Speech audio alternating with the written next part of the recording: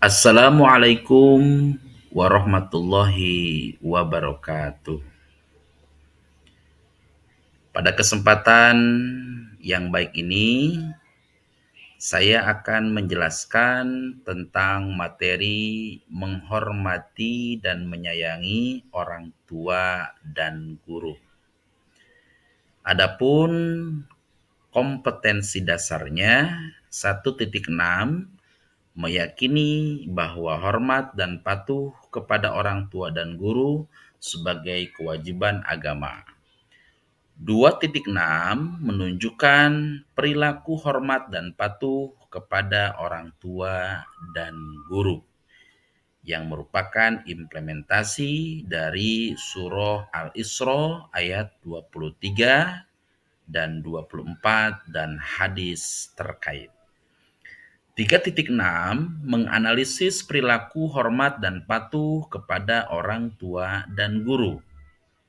Dan 4.6 menyajikan kaitan antara ketauhidan dalam beribadah dengan hormat dan patuh kepada orang tua dan guru sesuai dengan firman Allah yang termaktub dalam Al-Quran surah Al-Isra ayat 23 sampai 24 dan hadis yang terkait dengan itu. Pembahasan 1 meliputi orang tuaku surgaku, dan pembahasan 2 yaitu guruku pahlawanku. Adapun indikator yang hendak dicapai diantaranya 1. Meyakini bahwa hormat dan patuh kepada orang tua dan guru sebagai kewajiban agama. Yang kedua, menunjukkan perilaku hormat dan patuh kepada orang tua dan guru sebagai implementasi pemahaman yang termaktub dalam Al-Quran, surah Al-Isra ayat 23 dan hadis yang terkait. Yang selanjutnya menjelaskan firman Allah dalam surah Al-Isra ayat 23 sampai dengan 24.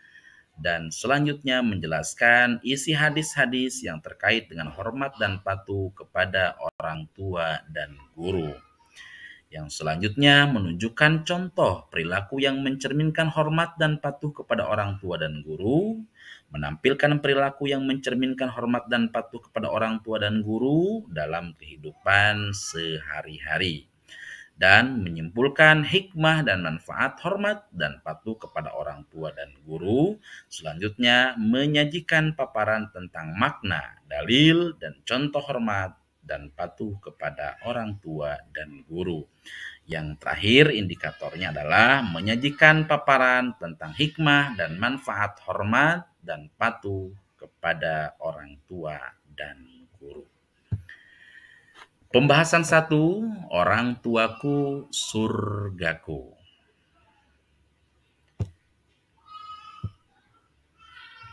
Apa itu orang tua? Ini banyak yang ditanyakan. Kita lihat berdasarkan Kamus Besar Bahasa Indonesia, ada 2 kategori orang tua. Yang pertama, ayah ibu kandung. Nah, itu orang tua kita. Yang kedua, orang tua, orang yang dianggap tua, cerdik, pandai, ahli, dan sebagainya. Atau orang-orang yang dihormati, disegani di kampung tetua. Selanjutnya, dalam ajaran Islam, bahwa ada 3 kelompok yang disebut orang tua. Ini dalam perspektif Islam. Yang pertama, bapak ibu yang melahirkan, yaitu yang kita sebut dengan bapak ibu kandung. Yang kedua, bapak ibu karena pernikahan, yaitu bapak ibu mertua. Dan yang ketiga, bapak ibu yang mengajarkan, yaitu bapak ibu guru. Ini orang tua dalam perspektif ajaran agama Islam. Selanjutnya, kita buka firman Allah Subhanahu wa taala dalam surah Al-Isra ayat 23. Allah Subhanahu wa taala berfirman, A'udzubillahi minasyaitonirrajim. Bismillahirrahmanirrahim. Wa qada rabbuka alla ta'budu illa iya wa bil walidaini ihsana imma yablughanna indakal kibaro ahaduhuma au kilahuma fala taqul lahuma uff wala tanharhuma wa qul lahuma qaulan karima. Yang artinya, dan Tuhanmu telah memerintahkan supaya kamu jangan menyembah selain Dia. Maksudnya jangan menyembah selain Allah. Dan hendaklah kamu berbuat baik pada ibu bapakmu dengan sebaik-baiknya.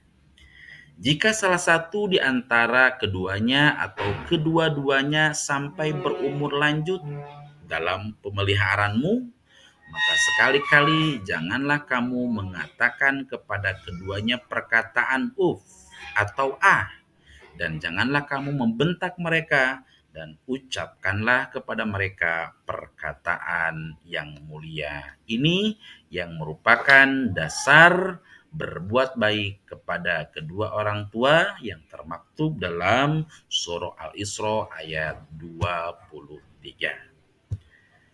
Selanjutnya kita buka dalam firman Allah surah Al-Isra ayat 24.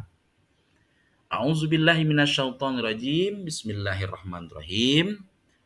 Wafid lahuma janaha zulli minar rahmati wa qur rabbirhamhuma kama rabbayani shaghira. Yang artinya, dan rendahkanlah dirimu terhadap mereka berdua dengan penuh kesayangan dan ucapkanlah, wahai Tuhanku, kasihanilah mereka keduanya sebagaimana mereka berdua telah mendidik aku di waktu kecil. Hadis tentang birrul walidain. Kita lihat ada sebuah hadis yang menjelaskan tentang berbuat baik kepada kedua orang tua. Aku bertanya kepada Rasulullah Muhammad Sallallahu Alaihi Wasallam, amalan apakah yang paling dicintai oleh Allah? Ayyul amali ahabbu ilallah? Qala as-salatu ala waqtiha. Amalan apakah yang paling dicintai oleh Allah? Rasul menjawab, salat pada awal waktunya. Summa ayun? Qala birrul walidaini. Kemudian aku bertanya kembali, kemudian apa lagi? Nah, Nabi Muhammad SAW menjawab, berbakti kepada kedua orang tua. Qala summa ayun? Qala al-jihadu fi sabilillah. Kemudian aku bertanya kembali, kemudian apa lagi? Rasul menjawab, jihad fi sabilillah. Ibnu Mas'ud mengatakan, beliau terus menyampaikan kepadaku amalan yang paling dicintai oleh Allah. Andaikan aku meminta tambahan, maka beliau akan menambahkan kepadaku. Hadis riwayat Bukhari, Muslim, Ahmad, dan Nasai. Selanjutnya kita lihat kembali hadis tentang berbuat baik kepada kedua orang tua, yang artinya orang tua merupakan pintu surga paling pertengahan. Jika engkau mampu, maka tetapilah atau jagalah pintu tersebut.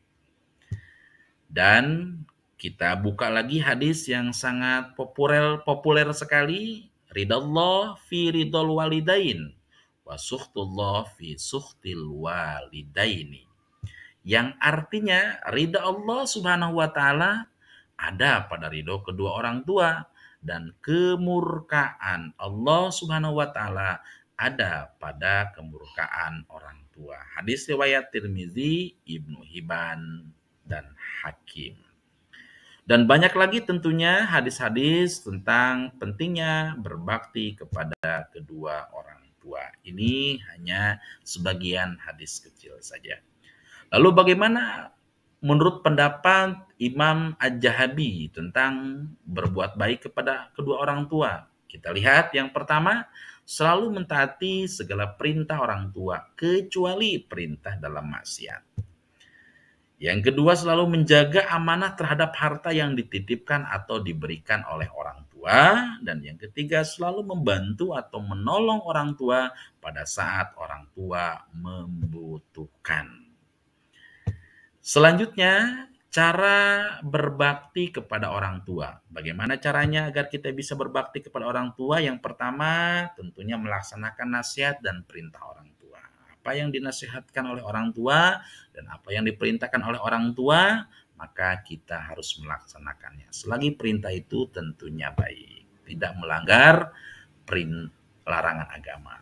Yang kedua, merawat dengan penuh keikhlasan dan kesabaran ketika orang tua sedang sakit. Yang ketiga, merendahkan suara, tidak kasar, dan penuh kasih sayang kepada orang tua. Mendoakan orang tua, selanjutnya meminta maaf ketika melakukan kesalahan, rela berkorban untuk orang tua, membantu pekerjaan orang tua, minimal bisa meringankan pekerjaan orang tua, dan tidak berbuat aniaya kepada orang tua. Cara berbakti kepada orang tua ketika orang tua telah meninggal dunia. Yang pertama tentunya melaksanakan wasiat-wasiat orang tua. Yang kedua, mendoakan dalam setiap sholat. Dan yang ketiga, melunasi hutang-hutang ketika orang tua kita berhutang. Dan yang keempat, melanjutkan cita-cita orang tua, menyambung silaturahim dengan kerabat, berbuat baik dan bersedekah atas nama orang tua, pahalanya akan sampai kepada orang tua. Amin ya Allah ya Rabbal Alamin.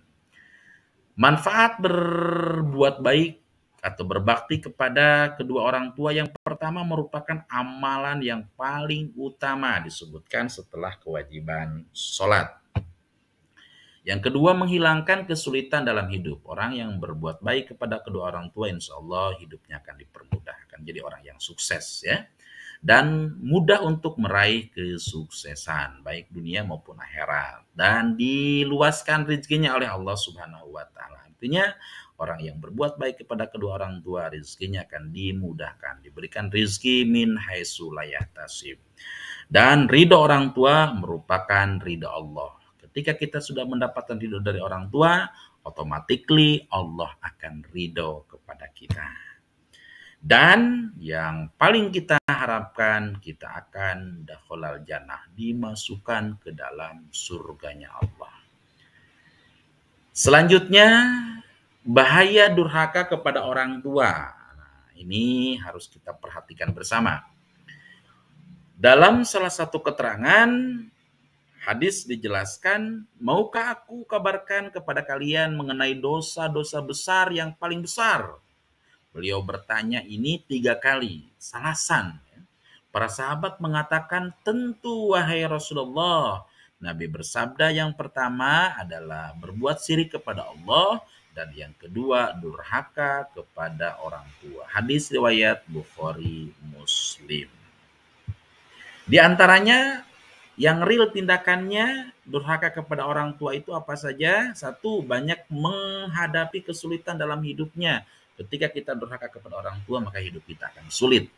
Yang kedua, apa yang dilakukan akan dapat, apa yang dilakukan dan didapatkan tidak akan berkah.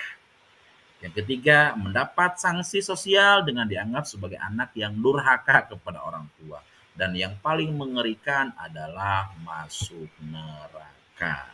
Mudah-mudahan kita termasuk orang-orang yang berbuat baik kepada kedua orang tua dan kita selalu menghindarkan diri dari perbuatan yang termasuk kategori durhaka kepada orang tua. Demikian materi ini saya sampaikan, kurang dan lebihnya saya ucapkan terima kasih. Sehat, berkah selalu untuk kita semuanya. Demikian, wassalamualaikum warahmatullahi wabarakatuh.